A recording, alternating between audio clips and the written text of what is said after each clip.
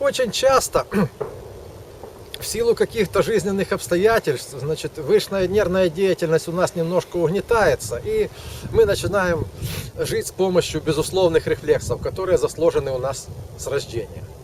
Сейчас, в общем-то, доказано, что храп очень часто это активность вот этого маленького безусловного рефлекса, рефлекс поиска пищи и целой группы рефлексов поиска пищи.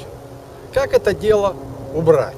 Или хотя бы восстановить. Потому что проспав одну ночь и прохрапел полночи, утром мы просыпаемся или с синяками на лице, нас так пытались, чтобы не храпели, так, или же, значит, не выспавшись, или с давлением, или с больной головой, и с чем угодно. То есть после сна мы себя чувствуем, скажем, не очень отдохнувшим. Можно пойти в магазин и купить какую-нибудь трубку и вставить ее себе в горло. Храпеть, естественно, но не будем. Но саму причину храпа, то есть расслабление вот этих мышц, мы не уберем. Эти мышцы можно подкачать. Каким образом? То есть с возрастом они, конечно, у нас стают, мягко говоря, не такие эмоционные, как по молодости, но их можно немного качнуть. Мы прижимаем язык к верхнему небу и подтягиваем его назад. И так делаем 3-4 раза перед сном.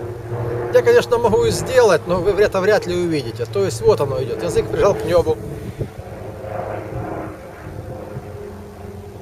И прижатым потащил назад. За счет этого тренируются мышцы языка. И эти мышцы имеют тонус. Тонус держится где-то порядка 5-6 часов. И храп, вам хватает времени, чтобы выспаться. Без храпа.